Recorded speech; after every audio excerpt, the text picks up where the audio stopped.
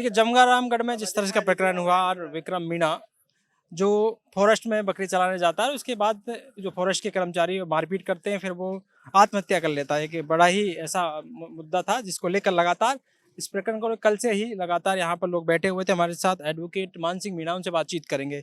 अब समझौता हो गया है, बातचीत हो गई है, क्या कुछ समझौता? प्रशासनिक लोग साथ में थे, दोनों एडिशनल एसपी, एसडीएम, तहसीलदार वगैरह, और पीड़ित परिवार के जो बेटा है वो उसके रिश्तेदार साथ में थे, और हमारी संघर्ष समिति जो लोग थे, सभी लोगों की मौजूदगी में जो हमारा प्रतिनिधिमंडल था, बंद कमरे में बैठ के हमारे सहमति बनी। हमारी जो मांगे हमने इनके सामने रखी गई थी, उन सारी मांगों को, लगभग हमारी सारी मांगों को इन्होंने मान लिया।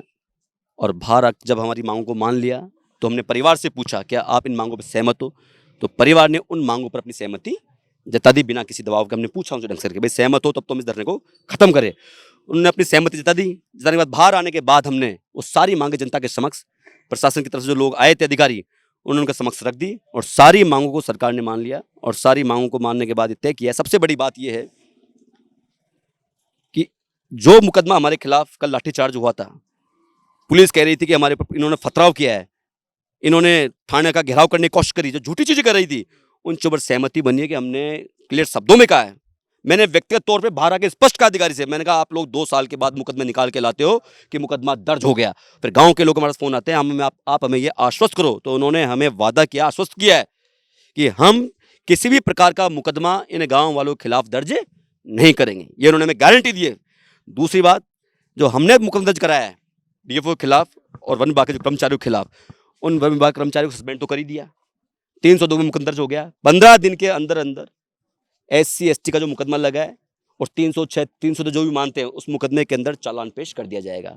जहां तक आर्थिक सहयोग की बात है, 21 लाख रुपए प्रशासन की तरफ से, सरकार की तरफ से आर्थिक सहयोग की इनको दे दिया। इसमें कुछ पैसा नगद देंगे और बाकी पैसा खाते के अंदर दिया जाएगा। और जो भी एक योजनाओं के तहत सुविधाएं मिलनी चाहिए, जैसे पालनारी योजना है, विधवा पेंशन योजना है, और संविदा पर नौकरी है।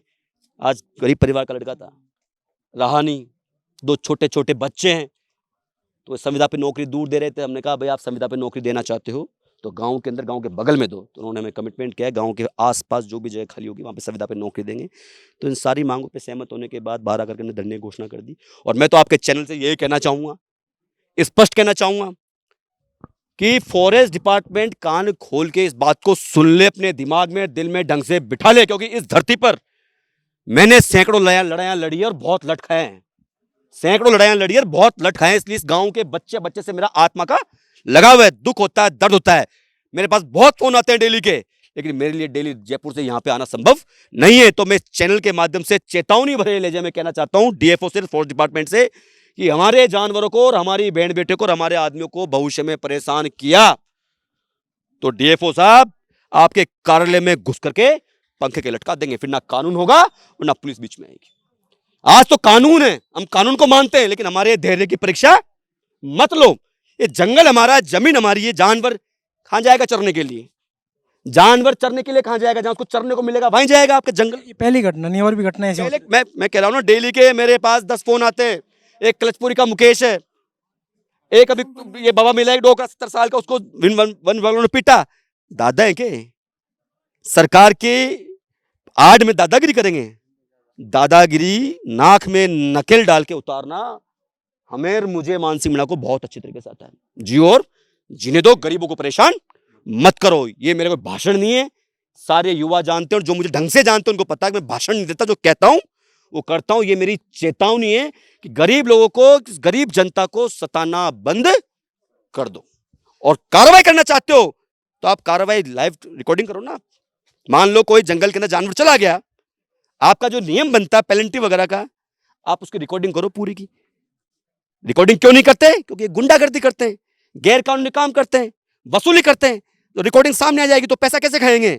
इसलिए मैं डीएफओ से कहना चाहता हूं, बहुत स्पष्ट कहना चाहता हूं कि अधिकारी महोदय, आप भी गरीब के बेटे होंगे, या किसान के बेटे, गरीब के बेटे हैं, जंगल के अंदर लकड़ियां बील करके पशुपालन करके अपना पेट भरते हैं। 70% लोग जयपुर में मजदूरी करने के लिए जाते हैं। इसलिए मैं आत्मा से दिल दुखा के बोल रहा हूं कि इन लोगों को परेशान करना बंद करो।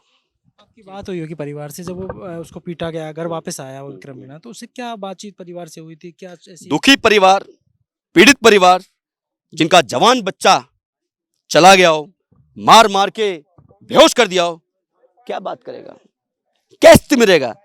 पत्नी के आंसू सूख गए, गर्भवती बहन उसके आंसू सूख गए, दो मासूम बच्चे जिनको ये पता नहीं है मेरा पिता खान को देख के मेरी आंखों में आंसू आ गए, क्या बोलेंगे।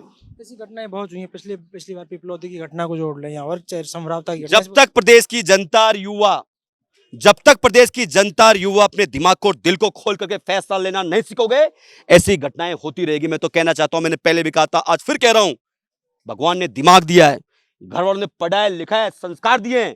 अरे अगर न्याय की लड़ाई निस्वार्थ भाव से कोई भी लड़े, चाहे वो मान सिंह लड़े, चाहे कोई भी लड़े, लेकिन बिना राजनीति के, तो उसका हमें साथ देना चाहिए। और मैं कहना चाहता हूं, आप पश्चिमी देशों में जाओ, वहां लड़ाई लड़ने के लिए कोई नेता नहीं आता, वहां की लड़ाई कौन लड़ती है, आम जनता। अरे जब तुम्हारे साथ लड़ाई हो तो तुम आपसी गुटबाजी को भूल करके पूरा गांव एक हो जाया करो, किसी नेता की जरूरत है। कब तक इंतजार करोगे कि फलाना नेता आएगा हमें न्याय दिलाएगा, फलाना पार्टी का आएगा न्याय दिलाएगा। अरे मजबूत लोग हो, ग्रामीण क्षेत्र से आते हो, अपनी लड़ाई को लड़ना सीखो, नहीं लड़ोगे तो आने वाली नस्लें खोखली हो जाएगी। क्या ऐसा लगता है कि कई नेता ऐसे आते हैं जो फोटो खिंचवा के चले जाते हैं, यही राजनीति का? मेरा मानना है लोग करते होंगे, आजकल राजनीति का ट्रेंड भी ऐसा ही हो गया। ये तो जनता तय करे, जो फोटो सेशन चलता है आजकल मोबाइल पे, रील सिस्टम, फोटो सेशन, ऐसी जो दिखाना, बोलना कम करना, दिखाना, ये जनता को समझना चाहिए। ये कौन वास्तव में सच्चा सेवक है, कौन वास्तव में ईमानदारी की लड़ाई लड़ता है, कौन निस्वार्थ लड़ रहा है और कौन नेतागिरी कर रहा है जनता की आड़ के अंदर, जनता तय करेगी भाई। मैं तो पहले भी कहा, थोड़ी देर पहले भी कहा, मेरा काम है। अंदर मुझसे पूछा गया, किसी ने पूछा कि साहब ये व्यवस्था कब बदलेगी, मैंने मुझे पता नहीं व्यवस्था कब बदलेगी, मुझे पता नहीं कब बदलेगी। हम तो भगत सिंह को मानने वाले लोग हैं, अपनी लड़ाई उसने लड़ी, आजाद देश कब हुआ, 17 साल के बाद। तो हम तो भाई भगत सिंह को माना, प्रताप को, बिरसा मुंडा को मानने वाले लोग हैं। लड़ना हमारा काम है ईमानदारी से, परिणाम क्या होगा ये मान सिंह मीणा के हाथ में नहीं है। लेकिन एक दिन जनता जागती है। देश आजाद हुआ कितने साल में, 100 साल में जागेगी जनता। और जब जनता जागेगी तो नेता और भ्रष्ट अधिकारी मैदान छोड़ के भाग जाएंगे। इसलिए कहता हूँ, वहां से आए यहाँ आपके लिए, आपके साथ बैठे रहे। मैं आपको बता दूं, मैं सवाई माधोपुर का रहने वाला हूं, मेरा भी यहां से कोई लेना देना नहीं। अगर जो वास्तव में जनता का दुख दर्द होगा तो उसके लिए दूरी मायना नहीं रखती। डरता दुखता, मैंने पहले भी कहा है, आपसे क्या लेट मुलाकात हुई मेरी, यहाँ जाने के बाद पूछना बच्चों से, यहाँ के लोगों को इनसे दिल पे हाथ करके पूछना, लड़ना सिखाया मैंने। ये धरने आंदोलन ये जानते ही नहीं थे यहाँ के नेता। 2021 के बाद जब थाने के गेट बंद हुए थे और पुलिस थाना छोड़ के भाग गया था, वो वीडियो देखना मेरे जाने के बाद, मैं आपको व्हाट्सअप करूंगा, क्या हालात हो गए थे। 1000 लोगों ने थाने को घेर लिया था मेरे नेतृत्व के अंदर। उसके बाद यहाँ की लड़ना, जनता लड़ना सीखी है। जो लोगों को रास नहीं आ रहा, लड़ना चाहिए। और दुख के समय कोई याद करेगा तो मान सिंह मीणा तो अपने सामर्थ्य अनुसार हर जगह लोगों के साथ खड़ा होना चाहिए। अगर आप इंसान हो, आप संस्कारी हुआ हो, आप भगत सिंह को मानते हो, बिरसा मुंडा को मानते हो, क्रांतिकारियों को मानते हो, तो गरीब आदमी जो किसी भी जाति का हो और किसी भी धर्म का हो, उसके साथ आपको मजबूती से खड़ा होना चाहिए, क्योंकि गरीब का कोई नहीं होता। गरीब के मामले में कोई राजनीति नहीं करनी चाहिए। देखिए, ये हमारे साथ जय भारत, इंकलाब। एडवोकेट मान सिंह मीणा थे, जिनसे खास बातचीत हुई, तमाम चीज़ों पर उन्होंने रखा। और कल से यहाँ लगातार इस पूरे धरना प्रदर्शन में यहाँ मौजूद थे और आज जिस तरह का समझौता हुआ, लगातार इसकी मांग कर रहे थे। परिजन जब संतुष्ट हुए तो इन सब लोगों ने जो प्रशासन के आला अधिकारियों से बातें रखी, प्रशासन के अधिकारियों से सहमति जताई, उसके बाद आज ये धरना समाप्त हुआ है। क्योंकि लगातार डेड बॉडी भी यहाँ रखी हुई थी, अब उसका दाह संस्कार हो जाएगा, इसलिए प्रशासन के भी हाथ पांव लगातार फूल रहे थे। पॉलिटिकल पंचायत के लिए जयपुर से दर्शक सिंह।